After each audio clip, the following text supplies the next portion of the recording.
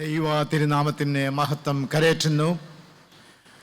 അഭിവന്യ പിതാക്കന്മാരെ, ബഹുമാനപ്പെട്ട വൈദികരെ, ബഹുമാനപ്പെട്ട സിസ്റ്റേഴ്സ്, ഈ യോഗത്തിൽ എത്തിച്ചേർന്നിട്ടുള്ള എല്ലാ വിശ്വാസികളുമേ, നീതിയെക്കുറിച്ച് ഉള്ള വേദപുസ്തക ചിന്തകൾ ഈ വർഷത്തെ പുത്തൻകുരിശ് കൺവെൻഷനിൽ പ്രതിപാദ്യ വിഷയമാക്കണമെന്ന് സുന്നഹലോസ് തന്നെയാണ് തീരുമാനിച്ചത്. പല വിഷയങ്ങളും ചർച്ചയ്ക്ക് വന്നെങ്കിൽ തന്നെയും ആമോസിൻ്റെ ദീർഘദർശനത്തിലെ 5-ാം അധ്യായം 24-ാം വാക്യം അവസാനം തീരുമാനിക്കപ്പെടുകയായിരുന്നു. എന്നാൽ ന്യായം വെള്ളം പോലെയും നീതി വറ്റാത്ത തോടുപോലെയും കവിഞ്ഞൊഴുകട്ടെ. നീതിയെ സംബന്ധിച്ചുള്ള പ്രതിപാദനങ്ങൾ വിശുദ്ധ വേദപുസ്തകത്തിൽ ധാരാളമുണ്ട്. പ്രത്യേകിച്ച് ആമോസിൻ്റെ പുസ്തകം ഇക്കാര്യത്തിൽ വളരെയധികം ശ്രദ്ധേയമാണ്. സാമൂഹ്യ നീതിയുടെയും ദൈവീക നീതിയുടെയും പ്രവാചകൻ എന്നാണ് അദ്ദേഹത്തെ അറിയപ്പെടുന്നത്. ഇസ്രയേലിൽ BC 760 ജെറബോം 2-ാം രാജാവിൻ്റെ കാലത്ത് അദ്ദേഹം യെരൂശലേമിനടുത്ത് തെക്കോവ എന്ന സ്ഥലത്തെ ഒരു വെറും ആട്ടിടയനായിരുന്നു. എന്നാൽ അദ്ദേഹത്തിന് ഒരു പ്രത്യേകതയുണ്ട്. സ്വന്തമായിട്ട് പ്രവചനങ്ങൾ എഴുതിയൊരു ആദ്യ പ്രവാചകന്മാരിൽ ഒരാളാണ്. മറ്റ് പ്രവാചകന്മാർ പലരും പ്രസംഗിക്കുമ്പോൾ അത് കുറിച്ചു വച്ച് ശിഷ്യന്മാരോ പിൽത്തലമുറകളോ അത് രേഖപ്പെടുത്തിയാണ് വന്നിട്ടുള്ളത്. എന്നാൽ ആമോസ് പ്രവാചകൻ സ്വന്തമായിട്ട് തൻ്റെ പ്രവചനങ്ങൾ എഴുതി എന്ന് മാത്രമല്ല, അദ്ദേഹം തൻ്റെ ധാരാളമായ പ്രസംഗങ്ങളിലൂടെ അന്നത്തെ ചുറ്റുപാടുമുള്ള ഇസ്രയേലിൻ്റെയും യഹൂദിയായുടെയും ചുറ്റുപാടുമുള്ള രാജ്യങ്ങളെയും അവസാനത്തിൽ ഇസ്രയേലിനെയും യഹൂദിയെയും കർശനമായ രൂക്ഷമായ വാക്കുകളിലൂടെ വിമർശിക്കുകയും നീതിയുടെ വഴിയെക്കുറിച്ച് അവർക്ക് പറഞ്ഞു കൊടുക്കുകയും ചെയ്ത ഒരു പ്രവാചകനാണ്. എന്നാൽ താൻ പുരോഹിതപുത്രനോ പ്രവാചകപുത്രനോ ആയിരുന്നില്ല എന്ന് അദ്ദേഹം പറയുന്നുണ്ട്. വെറും ഒരു ആട്ടിടയനായിരുന്നു. അദ്ദേഹത്തിൻ്റെ ബിംബങ്ങൾ, അല്ലെങ്കിൽ അദ്ദേഹം സൂചിപ്പിക്കുന്നതായ കാര്യങ്ങൾ പ്രകൃതിയിൽ നിന്നുള്ളത് തന്നെയാണ്. ആടുകൾ, സിംഹം, പാമ്പ്, മഴ പെയ്യുന്നത്, കൊയ്ത്ത്, മുന്തിരിത്തോട്ടം ആദിയായ പ്രകൃതിയിൽ നിന്നുള്ള കാര്യങ്ങൾ എടുത്തുകൊണ്ടാണ് ആ ഇടയശ്രേഷ്ഠൻ ദൈവത്തിൻ്റെ വചനം ജനത്തിന് കൊടുത്തത്. അദ്ദേഹത്തോട് ദൈവം അരുളി ചെയ്തത് വടക്കേ ദേശമായ ഇസ്രയേലിലേക്ക് പോയി പ്രവചിക്കുവാനായിട്ടാണ്.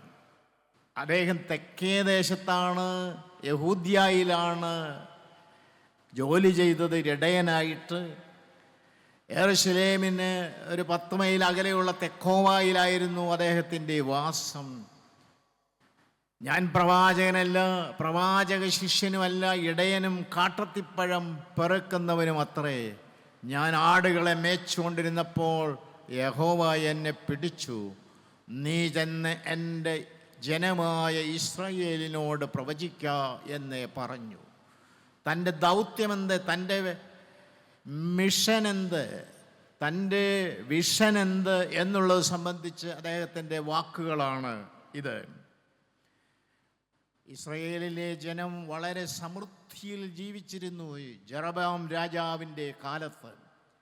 എന്നാൽ അതോടുകൂടി തന്നെ അവിടെ നടമാടിയിരുന്ന പരസ്പരമുള്ളതായ വഞ്ചന, പണത്തിനും സ്വത്തിനും വേണ്ടിയുള്ള അന്യായ പ്രവർത്തികൾ, പാവങ്ങളെ ഞെരുക്കുന്നതായ സാഹചര്യങ്ങൾ, ഇതൊക്കെയും അവരുടെ ഇടയിൽ ധാരാളമായിട്ട് ഉണ്ടായിരുന്നു.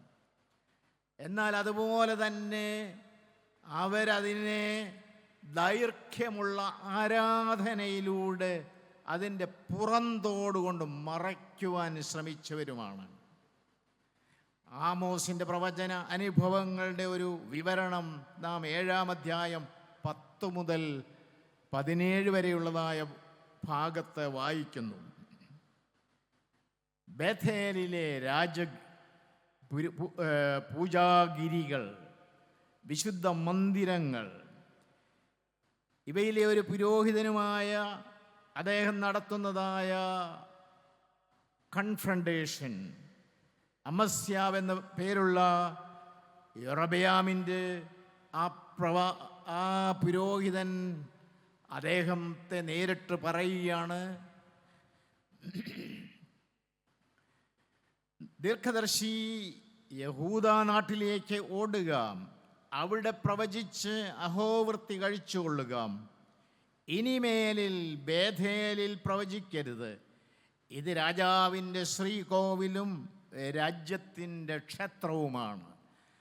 ബേഥേൽ യഹൂദ്യായുടെ ഒരു ആരാധന കേന്ദ്രമായിട്ട് വളർന്നു വന്ന ഒരു ഇടമാണ്.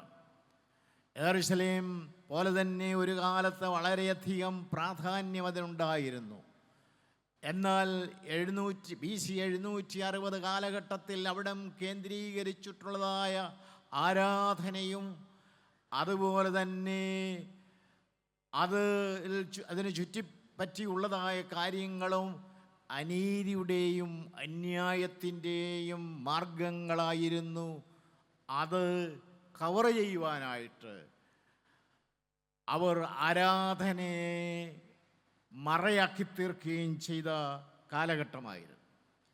ആ സന്ദർഭത്തിൽ നീ പോയി തെക്കേ ദേശത്ത് പ്രവചിക്കുക എന്ന് അമസ്യാവ് അദ്ദേഹത്തോട് പറയുമ്പോഴാണ്, ഞാൻ പ്രവാചകനല്ല, പ്രവാചക ശിഷ്യനുമല്ല, ഇടയനും കാട്ടത്തിപ്പഴം പെറുക്കുന്നവനും മാത്രമേ എന്ന് അദ്ദേഹം പറഞ്ഞുകൊണ്ട് താൻ ആരാണ്, തൻ്റെ മിഷൻ എന്താണ് എന്ന് പറഞ്ഞത്.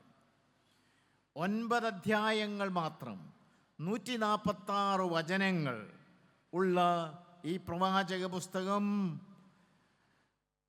അദ്ദേഹം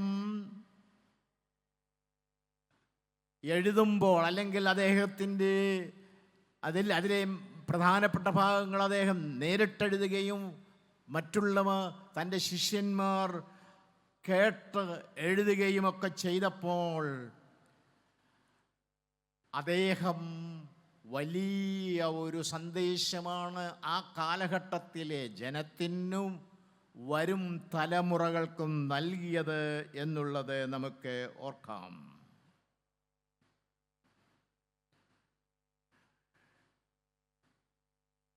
ഇതുപോലെ തന്നെ അദ്ദേഹം അമസ്യാവുമായിട്ട് കൺഫ്രണ്ട് ചെയ്യുന്ന, ഏറ്റുമുട്ടുന്ന സന്ദർഭം പോലെ മറ്റൊരു സന്ദർഭം അപ്പോസ്തല പ്രവർത്തികൾ 4-ാം അധ്യായം 19-ാം വാക്യത്തിൽ നാം വായിക്കുന്നുണ്ട്. അവിടെ പത്രോസും യോഹന്നാനും നൽകുന്നതായ മറുപടി, അതായത് ദൈവത്തെക്കാളധികം നിങ്ങളെ അനുസരിക്കുന്നത് ദൈവത്തിൻ്റെ മുൻപാകെ ന്യായമോ എന്ന് വിധിപ്പീൻ എന്ന് പത്രോസും യോഹന്നാനും അന്ന് അവരെ അഭിമുഖീകരിച്ചവരോട് പറയുന്നു. അവിടെ നാം കാണുന്നത് ദൈവശബ്ദം കേൾപ്പിക്കുന്ന പ്രവാചകരെ നിശബ്ദരാക്കുന്ന അതിനെതിരായിട്ടുള്ള ശബ്ദമാണ്. അങ്ങനെയുള്ള കാര്യം ദൈവത്തിൻ്റെ പ്രവാചകരെ, ദൈവത്തിൻ്റെ വചനത്തെ സത്യമായിട്ട് ഘോഷിക്കുന്നവരെ നിശബ്ദമാക്കുന്ന സാഹചര്യങ്ങൾ ഈ കാലഘട്ടത്തിലും ഉണ്ട് എന്നുള്ളത് നമുക്ക് മനസ്സിലാക്കാം, നമുക്ക് ശ്രദ്ധിക്കാം. ആമോസ് പല രീതിയിലും പ്രാധാന്യമുള്ള ഒരു പ്രവാചകനാണ്. കോൺസ്റ്റാന്റിനോപ്പിളിലെ മെത്രാപ്പൊലീത്തായിരുന്ന അല്ലെങ്കിൽ പാത്രിയർക്കീസ് ആയിരുന്ന ജോൺ ക്രിസോസ്റ്റം, അദ്ദേഹം 349 മുതൽ 409 വരെ അവിടുത്തെ ബിഷപ്പായിരുന്നു. അദ്ദേഹം നീതിയുടെ ഒരു വലിയ പ്രഘോഷകനായിരുന്നു. അദ്ദേഹത്തിൻ്റെ എഴുത്തുകൾ വളരെ വിശിഷ്ടമായിട്ടുള്ളതാണ്. ആത്മാവ് ശരീരത്തിലെന്ന പോലെ ക്രിസ്ത്യാനികൾ ലോകത്തായിരിക്കണം എന്ന് അദ്ദേഹം പറഞ്ഞു. ആത്മാവ് ശരീരത്തിലെന്നതുപോലെ ക്രിസ്ത്യാനികൾ ലോകത്തിലായിരിക്കണം. ലോകത്തിൽ പല തിന്മകളും ചുറ്റുപാടും നടമാടിയേക്കാം, പല അധർമ്മങ്ങളും ഈ സമൂഹത്തിൽ കണ്ടേക്കാം. എന്നാൽ അതിൻ്റെ മധ്യേ ഒരു ശരീരത്തിൽ ആത്മാവ് എപ്പോഴും ദൈവത്തോട് ചേരുവാൻ ആഗ്രഹിക്കുന്നത് പോലെ ക്രൈസ്തവർ ആയിരിക്കണം എന്ന് പറഞ്ഞിട്ടുള്ള ഒരു സഭാപിതാവാണ് ജോൺ ക്രിസോസ്റ്റം. അദ്ദേഹം മറ്റു കാര്യങ്ങളും പറഞ്ഞിട്ടുണ്ട്. Nothing will divide the church so much as the love of power. ഏറ്റവും കൂടുതലായിട്ട് അധികാരത്തിൻ്റെ ആ അന്വേഷണമാണ് സഭയെ പിളർത്തുന്നത് എന്ന്. സഭാ ചരിത്രത്തിൽ ഇതിന് ധാരാളം ഉദാഹരണങ്ങൾ എടുത്ത് കാട്ടുവാനായിട്ട് സാധിക്കും. അദ്ദേഹത്തിൻ്റെ വീക്ഷണങ്ങൾ, അദ്ദേഹത്തിൻ്റെ ദർശനങ്ങൾ ആമോസ് ദീർഘദർശിയുടെ ആ വലിയ പ്രവചനങ്ങളിൽ ഊന്നിയുള്ളതായിരുന്നു. അല്ലെങ്കിൽ ആമോസിനാൽ പ്രേരിതനായ ഒരു സഭാപിതാവായിരുന്നു സ്വർണ്ണനാവുകാരനായ ജോൺ ക്രിസോസ്റ്റം എന്ന് പറയട്ടെ. ഈ ആധുനിക കാലത്ത് വിമോചന ദൈവശാസ്ത്രത്തിൻ്റെ ദീപസ്തംഭമാണ് ആമോസിൻ്റെ പുസ്തകം. അടിച്ചമർത്തപ്പെട്ടവരെ രാഷ്ട്രീയത്തിലൂടെയും സാമ്പത്തിക നടപടികളിലൂടെയും ആധ്യാത്മികതയിലൂടെയും വിമോചിക്കുന്നതിനായിട്ട് 1960-കളിൽ ലാറ്റിൻ അമേരിക്കയിൽ ഉടലെടുത്ത ഒരു ക്രിസ്തീയ പ്രസ്ഥാനമാണ് ലിബറേഷൻ തിയോളജി, വിമോചന ദൈവശാസ്ത്രം. അതിൻ്റെ അലയടികൾ ഈ ഭാരതഭൂമിയിലും ധാരാളമായിട്ടുണ്ട്. നമ്മൾ അധികം അറിയുന്നില്ല എന്ന് മാത്രമേ ഉള്ളൂ. ദളിത് തിയോളജി എന്ന് പറയുന്ന ഒരു പ്രത്യേക തിയോളജി ഉണ്ട്. അമേരിക്കയിൽ ബ്ലാക്സിൻ്റെ ഒരു തിയോളജി ഉണ്ട്. മാർട്ടിൻ ലൂതർ കിങ് എന്ന് പറയുന്ന പ്രശസ്തനായ സാമൂഹ്യ പ്രവർത്തകനും ദൈവശാസ്ത്രജ്ഞനെ പറ്റിയും നമ്മൾ കേട്ടിട്ടുണ്ട്. ഇവരൊക്കെയും അനീതിക്കെതിരായിട്ട് സാമൂഹ്യ നീതിക്ക് വേണ്ടി വാദിച്ചവരും ഉദ്ഘോഷിച്ചവരുമാണ്. ഇവരെയൊക്കെയും സ്വാധീനിച്ചിട്ടുള്ള അല്ലെങ്കിൽ വിമോചന ദൈവശാസ്ത്രത്തെ വളരെ ആഴത്തിൽ സ്വാധീനിച്ചിട്ടുള്ള ഒരു പുസ്തകമാണ് ആമോസിൻ്റെ പുസ്തകം എന്ന് പറയട്ടെ. ഡോസ്റ്റോസ്കി എന്ന് പറയുന്ന റഷ്യൻ എഴുത്തുകാരൻ, അദ്ദേഹത്തിൻ്റെ മനോഹരമായ ഒരു ചെറുകഥയുണ്ട്. ക്രിസ്തുവിൻ്റെ ക്രിസ്മസ് ട്രീക്ക് മുമ്പിലുള്ള ദരിദ്രബാലൻ, the beggar boy at Christ Christmas tree എന്നാണ് അതിൻ്റെ പേര്. ഒരു പട്ടണത്തിൽ ഒരു ക്രിസ്മസ് രാവിൽ പൊട്ടിപ്പൊളിഞ്ഞ പഴകിയ ഒരു വീടിൻ്റെ ഒരു ആറ്റിക് മുറിയിൽ, അല്ലെങ്കിൽ നിലവറ പോലെയുള്ള ഒരു മുറിയിൽ ഒരു സ്ത്രീയും 6 വയസ്സുള്ള കുഞ്ഞും ആണ്. അത് ചിത്രീകരിച്ചുകൊണ്ടാണ് അദ്ദേഹം ആ ചെറുകഥ വിവരിക്കുന്നത്. വളരെ മഞ്ഞു പെയ്യുന്ന കാലാവസ്ഥയിൽ, വളരെ തണുപ്പുള്ള ആ ക്രിസ്മസ് രാത്രിയിൽ ആ 6 വയസ്സുകാരൻ കുഞ്ഞ് തൻ്റെ അമ്മയുടെ മുഖത്ത് സ്പർശിക്കുന്നു, കൈകളിൽ സ്പർശിക്കുന്നു.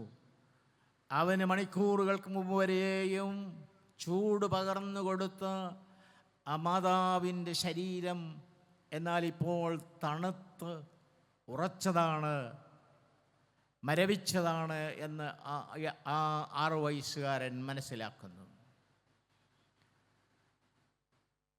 യാതൊരു പ്രതികരണവും തൻ്റെ മാതാവിൽ നിന്ന് അവന് ലഭിക്കുന്നില്ല.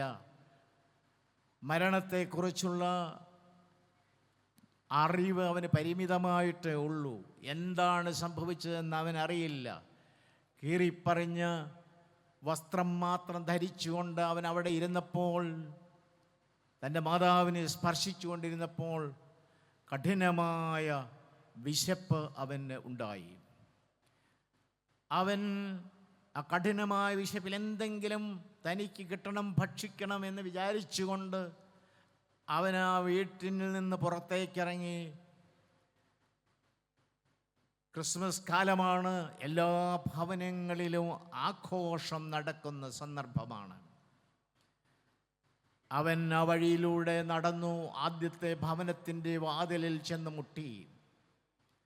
അവിടെയുള്ളവർ വാതിൽ തുറന്നു. എന്നാൽ ഈ ബാലനെ, യാചക ബാലനെ കണ്ടപ്പോൾ അവനെ അവിടെ നിന്ന് ഓടിച്ചു. ഇതുപോലെ അനേകം ഭവനങ്ങളുടെ വാതിലുകളിൽ അവൻ മുട്ടി. ഒരു ഭവനത്തിൽ ഒരു പ്രായമുള്ള സ്ത്രീ പുറത്തേക്ക് വന്ന് 2-3 നാണയത്തുട്ടുകൾ അവൻ്റെ കയ്യിൽ വെച്ച് കൊടുത്തു, പൊക്കോളാൻ പറഞ്ഞു. അടുത്തൊരു ഭവനത്തിൽ ചെന്നപ്പോൾ കുറച്ച് ആരോഗ്യമുള്ള കുട്ടികൾ അവനെ ഓടിച്ച് അവിടെ നിന്ന് തുരത്തി. അവൻ അവസാനത്തിൽ ഒരു മൈതാനത്ത് കുറേ തടിക്കൂട്ടം ഇട്ടിരുന്നതായ ഇടത്ത് ചെന്ന് അവിടേക്ക് അതിൻ്റെ മറവിൽ കയറുമ്പോൾ അവൻ പറഞ്ഞു, ഇവിടെ ഇരുട്ടാണ്, എന്നെ ആരും കാണുകയില്ല, എനിക്ക് ഇവിടെ ഒളിച്ചിരിക്കാമെന്ന് പറഞ്ഞുകൊണ്ട് അവൻ അവിടെ ഇരുന്നു. സാവധാനത്തിൽ ആ പയ്യൻ മനോഹരമായ ഒരു സ്വപ്നം കാണുകയാണ്. ആ സ്വപ്നത്തിൽ അവൻ ഒരു വലിയ മനോഹരമായ ക്രിസ്മസ് ട്രീ കാണുന്നു. അതിൻ്റെ ചുറ്റിലും ധാരാളം നല്ല പാവകൾ, മനോഹരമായ അലങ്കാരം. ആ ചെറുപാവകളൊക്കെയും കുഞ്ഞുങ്ങളായിട്ട് രൂപാന്തരപ്പെടുന്നു. ആ വലിയ പാവകൾ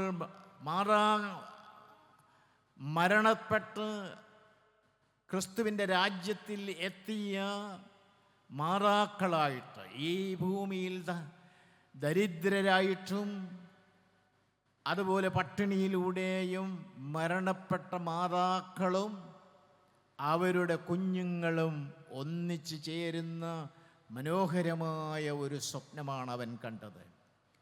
മലാഖമാർ വന്ന് അവരോട് സംഭാഷണം നടത്തുന്നു. ഇനിയും നിങ്ങൾ സന്തോഷിച്ചു കൊള്ളുക, ഇനിയും നിങ്ങൾ ആശ്വസിച്ചു കൊള്ളുക, ഇനി നിങ്ങൾക്ക് യാതൊരു ദാരിദ്ര്യവുമില്ല, ഇത് സന്തോഷത്തിൻ്റെ സന്ദർഭമാണ് എന്ന് പറഞ്ഞുകൊണ്ട് ആ ഓരോ കുഞ്ഞിനെയും ഓരോ മാതാവിനെയും ആശ്വസിപ്പിക്കുകയാണ്. നേരം പുലർന്നു. വെട്ടം വീണപ്പോൾ ഒരു പോർട്ടർ, ഒരു സാധനങ്ങളൊക്കെയും ചുമക്കുന്ന ഒരു മനുഷ്യൻ അവിടേക്ക് വന്നു. അവിടെ അവൻ കണ്ടത് തണുത്ത് വിറങ്ങലിച്ച ഒരു കുഞ്ഞിൻ്റെ ശരീരമാണ്. ഈ രീതിയിലുള്ളതായ സാഹചര്യങ്ങൾ ഈ ഭൂമിയിൽ നമ്മുടെ ചുറ്റുപാടുമെല്ലാം ഉണ്ട് എന്നാണ് ഡോസ്റ്റോസ്കി പറയുന്നത്. ആ പട്ടണത്തിൻ്റെ പേരോ ആ കുഞ്ഞിൻ്റെ പേരോ ആ അമ്മയുടെ പേരോ അദ്ദേഹം പറയുന്നില്ല. എന്നാൽ സമാറ എന്ന് പറയുന്ന ഒരു പ്രദേശത്ത് നിന്ന് ആ പട്ടണത്തിലേക്ക് ജീവിക്കുവാൻ വേണ്ടി കുടിയേറിയവരാണ് എന്ന് മാത്രം പറയുന്നുണ്ട്. അവർ എവിടെ നിന്ന് പോന്നു എന്ന് മാത്രം ഡോസ്റ്റോസ്കി പറയുന്നു.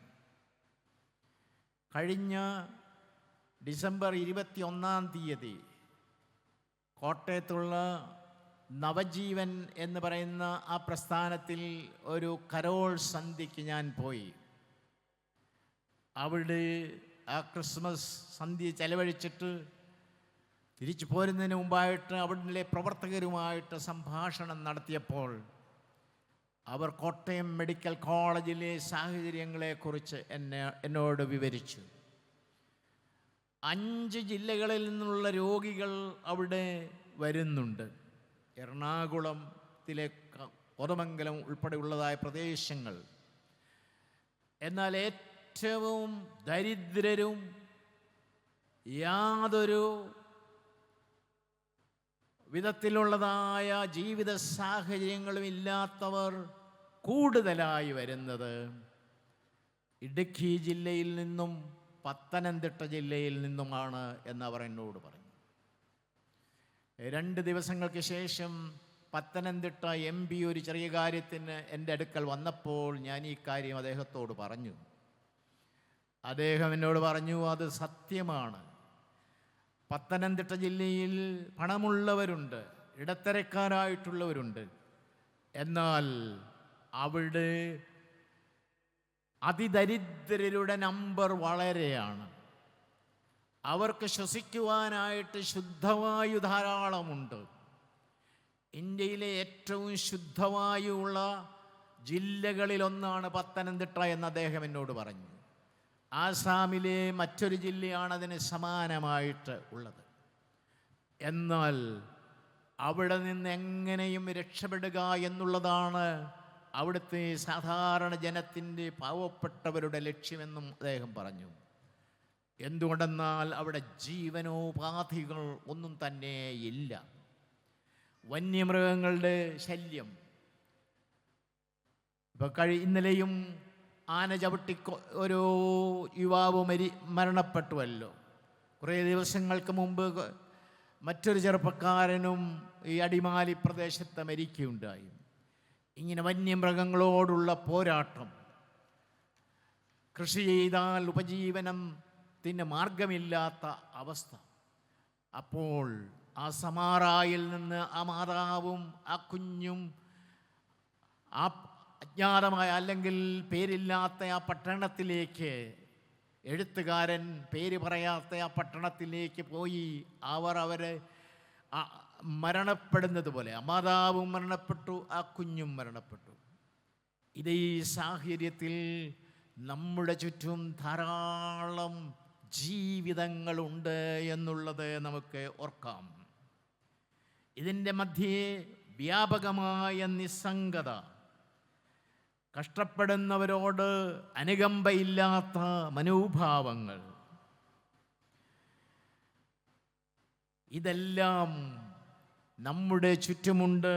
ഇവിടെ സെൻസിറ്റീവായിരിക്കുക, ഇവിടെ എമ്പതിയോടുകൂടി ജീവിക്കുക, ഇതാണ് ദൈവമായ കർത്താവ് നമ്മിൽ നിന്ന് ആവശ്യപ്പെടുന്നത് എന്നുള്ളത് നമുക്ക് ഈ സന്ധ്യയിൽ ഓർക്കാം. കർത്താവായ യേശു മിശിഹ നീതിയെക്കുറിച്ച് ധാരാളം പറയുകയുണ്ടായി. അദ്ദേഹം പറഞ്ഞൊരു കാര്യം നമുക്ക് ശ്രദ്ധിക്കാം. ആകയാൽ ഈ ചെറിയ കൽപ്പനകളിൽ ഒന്നിനെ ലംഘിക്കുകയും അപ്രകാരം മനുഷ്യനെ പഠിപ്പിക്കുകയും ചെയ്യുന്ന ഏവനും സ്വർഗരാജ്യത്തിൽ നിസാരനെന്ന് വിളിക്കപ്പെടും. എന്നാൽ അനുഷ്ഠിക്കുകയും പഠിപ്പിക്കുകയും ചെയ്യുന്നവനോ സ്വർഗരാജ്യത്തിൽ ശ്രേഷ്ഠനെന്ന് വിളിക്കപ്പെടും. നിങ്ങളുടെ നീതി സപ്രയന്മാരുടെയും പരീശന്മാരുടെയും ഇതിനേക്കാൾ വർദ്ധിതമല്ലെങ്കിൽ നിങ്ങൾ സ്വർഗരാജ്യത്തിൽ പ്രവേശിക്കയില്ല എന്ന് ഞാൻ നിങ്ങളോട് പറയുന്നു. സ്വർഗരാജ്യത്തെക്കുറിച്ച് പറയുമ്പോഴൊക്കെയും നീതിയെ ബന്ധിച്ചുകൊണ്ടാണ് കർത്താവ് പറഞ്ഞിട്ടുള്ളത്. നീതി നിമിത്തമായിട്ട് പീഡിപ്പിക്കപ്പെടുന്നവർ ഭാഗ്യവാന്മാർ, എന്തുകൊണ്ടെന്നാൽ സ്വർഗരാജ്യം അവരുടേതാണ് എന്ന് കർത്താവ് പറഞ്ഞു. 5-ാം അധ്യായത്തിൽ തന്നെ നാം വായിക്കുന്നതായ കാര്യമാണ്. ഇങ്ങനെ നീതിയെ സംബന്ധിച്ചുള്ളതായ ആ പ്രബുദ്ധമായ ചിന്ത പഴയ നിയമത്തിൽ ധാരാളമായിട്ട് ഉണ്ട്. സോറൻ കിർക്കഗാർഡ് എന്ന് പറയുന്ന ഒരു തത്വശാസ്ത്രജ്ഞനും അതുപോലെ തന്നെ വേദപണ്ഡിതനുമായ ഒരു മഹാത്മാവിൻ്റെ യോഹന്നാൻ സ്നാപകനെ പറ്റിയുള്ള വളരെ മനോഹരമായ ഒരു നിരീക്ഷണമുണ്ട്. അദ്ദേഹം പറഞ്ഞു, ഇസ്രയേലിൻ്റെ യഹൂദാജനത്തിൻ്റെ ചരിത്രത്തിൽ ഏറ്റവും കൂടുതലായിട്ട് ദൈവം അവരിൽ നിന്ന് ആവശ്യപ്പെട്ടത് നീതിയാണ്. പ്രവാചക പുസ്തകങ്ങളൊക്കെയും മോശയുടെ പുസ്തകങ്ങളും നീതിയെയും ന്യായത്തെയും പുണരുവാനായിട്ട് ആവശ്യപ്പെടുന്ന, ആഹ്വാനം ചെയ്യുന്ന പുസ്തകങ്ങളാണ്. എന്നാൽ യോഹന്നാൻ മാംദാന വന്ന് അന്നത്തെ സമൂഹത്തോട് ആ നീതി തന്നെ ഡിമാൻഡ് ചെയ്തു. അദ്ദേഹം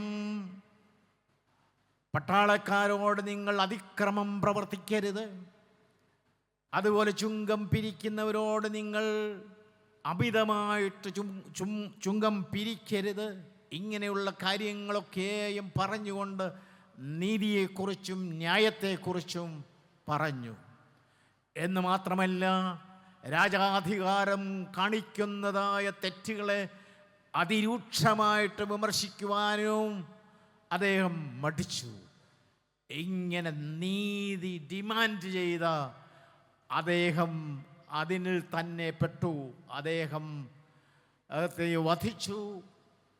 സോറൻ കീർക്കെഗാഡ് പറയുന്നത്, ഓരോ സംസ്കാരത്തിൻ്റെ തകർച്ചയുടെ വിത്ത് ആണ് യോഹന്നാൻ മാംദാന തൻ്റെ ആഹ്വാനത്തിലൂടെ, പ്രസംഗത്തിലൂടെ ആ സമൂഹത്തിൽ വിതയ്ക്കുകയും അത് പിന്നീട് ഒരു യാഥാർത്ഥ്യമായി തീരുകയും ചെയ്തത് എന്ന് അദ്ദേഹം പറയുന്നുണ്ട്. ഈ ദിനത്തിൽ, പുത്തൻകുരിശ് കൺവെൻഷൻ്റെ ഈ 5ാം ദിനത്തിൽ നാം നീതിയെക്കുറിച്ച് ചിന്തിക്കുമ്പോൾ നാം പലപ്പോഴും ഇത് കേൾക്കാറുണ്ട്. ഭവനകൂദാശയുടെ ആദ്യ തുടക്കത്തിൽ വായനയിൽ തന്നെ ഈ ഭവനത്തിലെ വരവിചിലകൾ നീതിയുടെ പരിപാലനത്തിനായി തീരുമാറാകണമേ എന്ന് പറയാറുണ്ട്. ഒരു ഭവനത്തിൽ എങ്ങനെയാണ് നീതിയുടെ പരിപാലനം വരുമാനത്തിലൂടെ സാധ്യമായി തീരുന്നത്? ധനത്തിൻ്റെ വിനിയോഗത്തിൽ നീതി ആവശ്യമാണ്. ഒരു ഭവനത്തിൽ അത് ആവശ്യമാണ്. പണത്തിൻ്റെ വിനിയോഗം, ഉപയോഗം വളരെ പ്രധാനപ്പെട്ടതായ കാര്യമാണ്. ഈ കാലഘട്ടം ആർഭാടത്തിൻ്റെയും അതുപോലെ തന്നെ ധൂർത്തിൻ്റെയും കാലഘട്ടമാണ്. നമ്മുടെ ചുറ്റും ഇതെല്ലാം നമുക്ക് കാണുവാനായിട്ട് സാധിക്കും. അഹോവൃത്തിക്കും ആവശ്യങ്ങൾക്കുമായിട്ട് പണം ഉപയോഗിക്കേണ്ടത് ആവശ്യമാണ്. അതിലൊരു ഭാഗം സാധു സംരക്ഷണത്തിനായിട്ട് വിനിയോഗിക്കുവാൻ സാധിക്കേണ്ടതാണ്. ഇങ്ങനെയുള്ള കാര്യങ്ങളെല്ലാം അനുസ്മരിപ്പിക്കുന്നതാണ് ഈ ഭവനത്തിലെ വരവ് ചെലവുകൾ നീതിയുടെ പരിപാലനത്തിനായിരിക്കണമേ എന്ന് പറയുമ്പോൾ, വായിക്കുമ്പോൾ അർത്ഥമാക്കുന്നത് എന്ന് നമുക്ക് ഓർക്കാം. വിശുദ്ധനായ പൗലോസ്ലീഹ നീതിയെക്കുറിച്ച് ചിന്തിക്കുകയുണ്ടായി. ഞാൻ നല്ല ഓട്ടമോടി, നല്ല പോർ പൊരുതി, വിശ്വാസം കാത്തു, ഇനി നീതിയുടെ കിരീടം എനിക്കായി കാത്തിരിക്കുന്നു എന്ന് അദ്ദേഹം പറഞ്ഞു. നീതിയുടെ കിരീടത്തെക്കുറിച്ചാണ് നാം ഓരോ കുഞ്ഞിനെയും അമ്മോദീസ നടത്തി അതിൻ്റെ തലയിൽ ഒരു കിരീടം വയ്ക്കുമ്പോൾ ഓർപ്പിക്കുന്നത്. അതുപോലെ തന്നെ ഓരോ വിവാഹ കൂദാശയിലും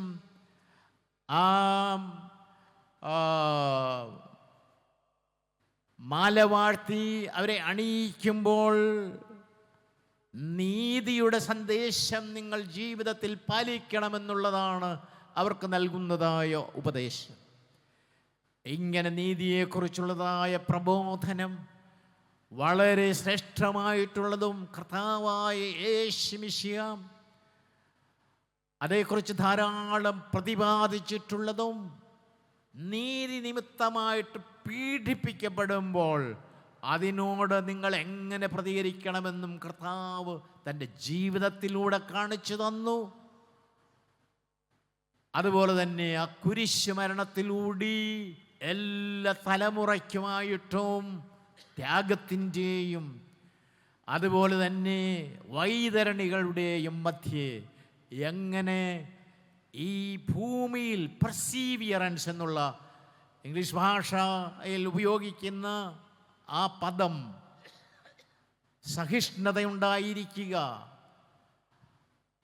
അതുപോലെ തന്നെ വിശ്വാസത്തിൽ ഉറച്ചു നിൽക്കുക, നീതിക്ക് വേണ്ടി നിലനിൽക്കുക, ഈ സന്ദേശം നമ്മുടെ ഓരോരുത്തരുടെയും ജീവിതത്തിൽ ഉയർത്തിപ്പിടിക്കുവാൻ, നമ്മുടെ ഓരോ ഭവനങ്ങളിലും സംരക്ഷിക്കുവാനും ഉയർത്തിപ്പിടിക്കുവാനും, നമ്മുടെ ഓരോ ഇടവുകളിലും നീതിയുടെ പരിപാലനം ഉറപ്പാക്കുവാനും, നമ്മുടെ ഓരോ ഭദ്രാസനങ്ങളിലും അതുപോലെ തന്നെ സഭയിലും അതുപോലെ തന്നെ നാം ആയിരിക്കുന്ന ഈ രാജ്യത്ത് ഇതേക്കുറിച്ച് പറയുമ്പോൾ രാജ്യങ്ങൾ തമ്മിലുള്ളതായ കിടമത്സരങ്ങളിൽ നീതിയുടെ വിഷയം ധാരാളമായിട്ടുണ്ട് എന്ന് പറയട്ടെ. ഞാൻ അതിലേക്കൊന്നും ഇപ്പോൾ പ്രവേശിക്കുന്നില്ല. നീതി എന്ന് പറയുന്നതിനെക്കുറിച്ച് 2000 ആണ്ട് പിറന്നപ്പോൾ ധാരാളം വിചിന്തനങ്ങളുണ്ടായി. എന്നാൽ 15 വർഷം കൊണ്ട് രാജ്യങ്ങളുടെ ബാധ്യതകളെല്ലാം തീരണമെന്നും ദാരിദ്ര്യം തുടച്ചു മാറ്റപ്പെടണമെന്നും അതുപോലെ തന്നെ വിദ്യാഭ്യാസം എല്ലാവർക്കും ലഭിക്കണമെന്നും ഒക്കെ ഉള്ളതായ നല്ല തീരുമാനങ്ങൾ ആ 3-ാം മില്ലേനിയത്തിൽ ആരംഭത്തിൽ 21-ാം നൂറ്റാണ്ടിൻ്റെ ആരംഭത്തിൽ ലോകരാഷ്ട്രങ്ങൾ UN-ലൂടെ ചിന്തിച്ചു. എന്നാൽ അതൊന്നും കാര്യമായിട്ട് നടപ്പായിട്ടില്ല എന്നേ പറയട്ടെ. യുദ്ധങ്ങളില്ലാത്തതായ ഒരു രാജ്യം, ഒരു ലോകം, രാജ്യങ്ങൾ തമ്മിലുള്ളതായ കിടമത്സരങ്ങളില്ലാത്തതായ ഒരു ലോകം, സമൂഹത്തിൽ നീതി നിലനിൽക്കുന്ന ഒരു ലോകം, അതിനുവേണ്ടിയാണ് വിശ്വാസ സമൂഹം നിലകൊള്ളേണ്ടത്, പ്രവർത്തിക്കേണ്ടത്. അതിനായിട്ടാണ് ദൈവം ആമോസ് ദീർഘദർശിയിലൂടെ ആ കാലഘട്ടത്തിലും വരും തലമുറകൾക്കും ഈ കാലഘട്ടത്തിൽ നമ്മോടും ആഹ്വാനം ചെയ്യുന്നത്. അനീതിക്ക് വേണ്ടി നിലകൊള്ളാം, നീതിക്ക് വേണ്ടി പീഡിപ്പിക്കപ്പെടുമ്പോൾ അവിടെ ഉറച്ചു നിന്ന് വിശ്വാസത്തിൽ സുസ്ഥിരമായിട്ട് മുന്നേറാം. ദൈവം അനുഗ്രഹിക്കട്ടെ. എൻ്റെ വാക്കുകൾ ഞാൻ ഉപസംഹരിക്കുന്നു. നിങ്ങൾക്കെല്ലാവർക്കും പുതുവത്സരത്തിൻ്റെ നന്മകൾ നേർന്നുകൊണ്ട്, ഇത് ക്രിസ്മസ് കാലഘട്ടമാണ്, ഈ കാലഘട്ടത്തിൻ്റെയും നന്മകൾ ആശംസിച്ചുകൊണ്ട് എൻ്റെ വാക്കുകൾ ഞാൻ ഉപസംഹരിക്കുന്നു. ദൈവ തിരുനാമം മഹത്വപ്പെടുമാറാകട്ടെ. ആമീൻ.